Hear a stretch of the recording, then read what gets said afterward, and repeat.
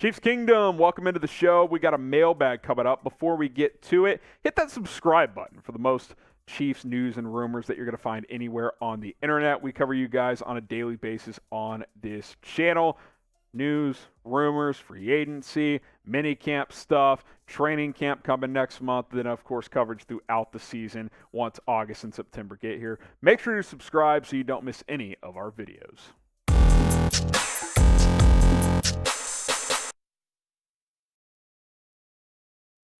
You're watching the Chiefs Report. I'm your host, Harrison Graham. Today's show presented by Aura, an all-in-one digital safety tool that's going to keep you safe online. Hackers are more prevalent than ever. Try a 14-day free trial today, aura.com/chatsports. That is aura.com/chatsports.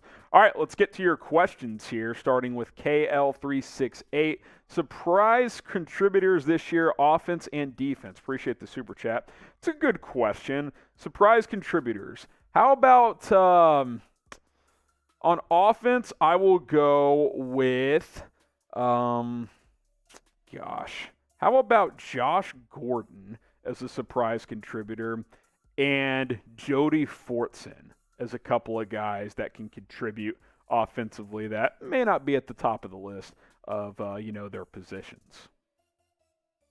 Chiefs fan 213. How do you feel about DK? I assume Metcalf not going to mandatory minicamp. DK Mercator. I'm not familiar with his work.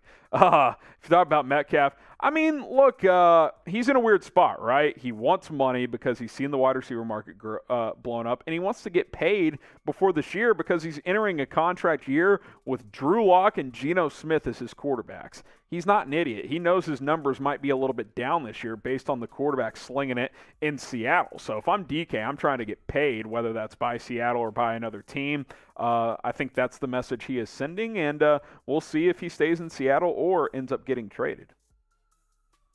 Josh Allen's worst nightmare, picture of a clock. That is very creative. If the Chiefs don't feel great about wide receiver, could they sign OBJ? I think it's possible. I also think it could be like a midseason signing because I'm not convinced he's going to be ready for week 1. There was a lot of buzz after that surgery in February that he may not be ready until November, which makes sense. It puts it right at 9 months for the ACL recovery. You know, not many guys recover in 6 or 7 months. You're usually in that 8 to 10 month range. So we'll see, how progressed he is. At best, he still probably has 2 months to be fully healthy from now. So, but yeah, I mean, I'm interested. I think he's a guy you could sign and, kind of let him recover and get closer to healthy. Then maybe he's a guy you have week 6 and beyond. Who knows? I like OBJ. I thought he played really well for the Rams last year. It could be a nice piece for this offense. What do you guys think? Should the Chiefs go out and sign Odell Beckham Jr.? Type Y for yes, or you can type in for no, you're not interested. I'm interested, but obviously I'm not giving him a lot of money because he's not going to play 17 games. Next up, Logan and Friends Vlogs. How many receivers do you think make the 53-man roster? Well, you look at the depth chart here.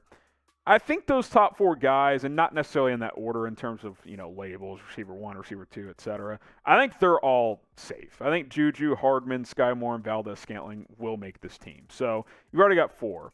I think they'll probably carry 6, so there's 2 spots left. And I think probably 4 or 5 guys jockeying for those spots. Josh Gordon, Justin Ross, Cornell Powell, Darius Fountain, and I'll throw Justin Watson in there because Mahomes has been impressed with him so far. 2 of those guys make it. If you ask me right now, I'd probably guess Gordon and Ross, but we'll see if some of those other guys have a say. I'll guess 6 receivers make the 53-man. Next up is Showtime Ice 69. Feelings on the NBA Finals, and what do you have to say about Tyreek saying Tua is more accurate than Mahomes? Well, let's talk about the Tua and Mahomes stuff. Look, what's he going to say? That his new quarterback sucks and Mahomes is more accurate?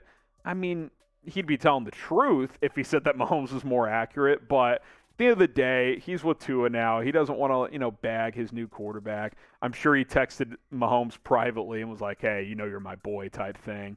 I don't really have major thoughts on the or the Tyreek podcast or anything like that.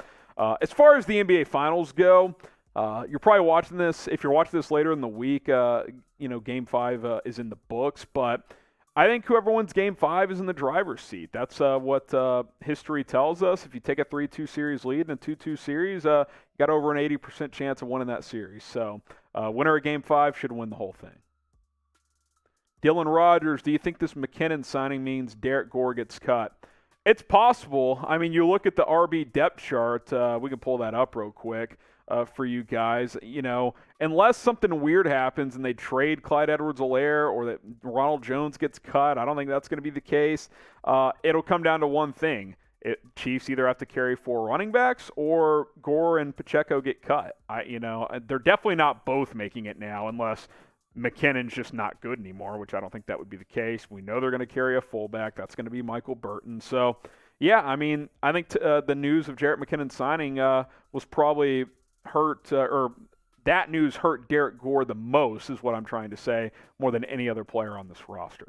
Shout out to Aura for sponsoring today's show, an all-in-one digital safety tool for you guys, and I've been using them for about a month now, and it's been fantastic because they're going to protect you against financial fraud. Identity theft protection is part of their service as well. Overall online and digital security, your email passwords, your social media accounts, those are going to stay protected as well. They'll send you real-time alerts too if there's suspicious banking activity happening on your credit or debit cards. You will be protected, and hey, family plans up to 5 people, and that's important because my grandparents don't know what the hell is going on online, and I don't blame them. It's a different era. Everything they've done their entire lives has been pen and paper. We're a different, generation now, but even I've been hacked before. It just happens, guys. Aura.com/chatsports, 14-day free trial to get going today. I promise they will not let you down, and you will want to extend that trial. I can just about guarantee it. Check the comments, check the description, aura.com/chatsports. Protect yourselves online.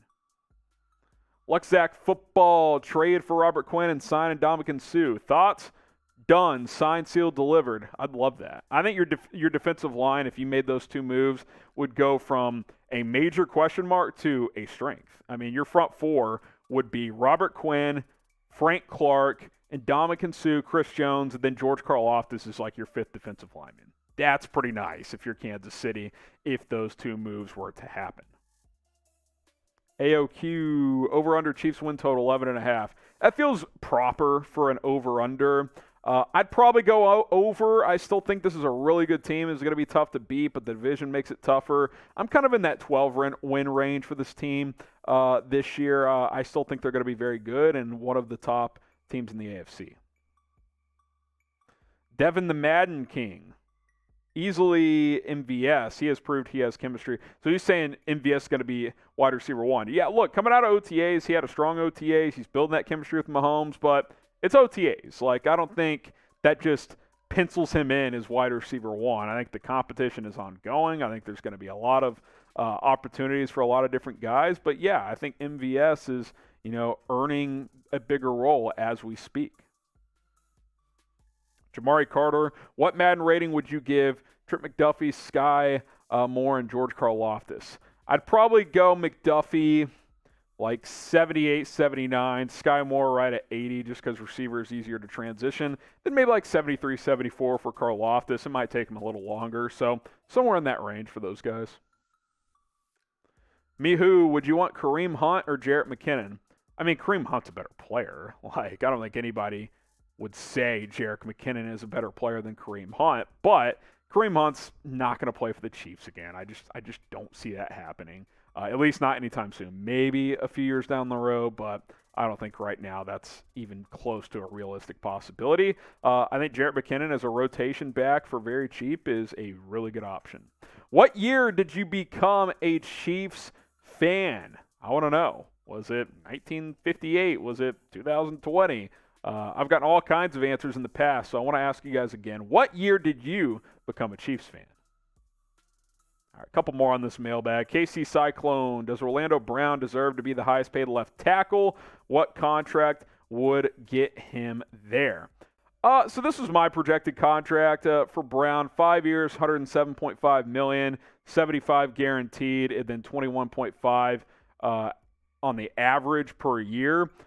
I think he could get a tick more than that. I don't think he'll be the highest paid at over $23 million, which is what Trent Williams is at, along with David Bakhtiari. But, if that's what it takes, you have to give it to him. I mean, you're not going to let him walk. So I think my answer, I don't think he deserves to be, but could he be? It's possible.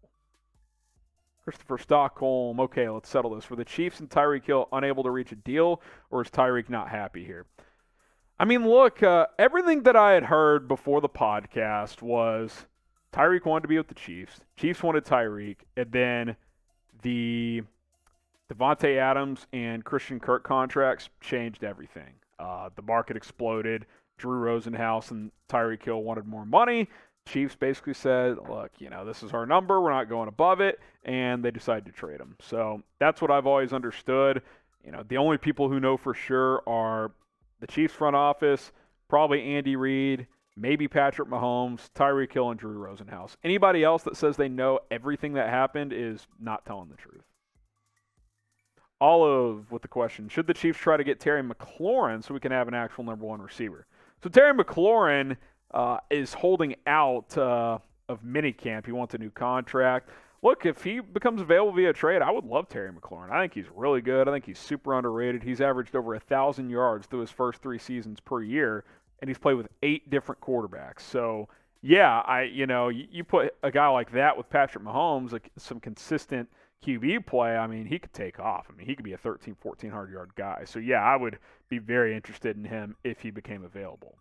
Appreciate all your questions. You can ask more directly to me on social media, Twitter, Instagram, same handle, @HGramNFL. It is @HGramNFL on Twitter and on IG. So go ahead, ask away right there. If we didn't get to your question, perfect opportunity to ask me on social.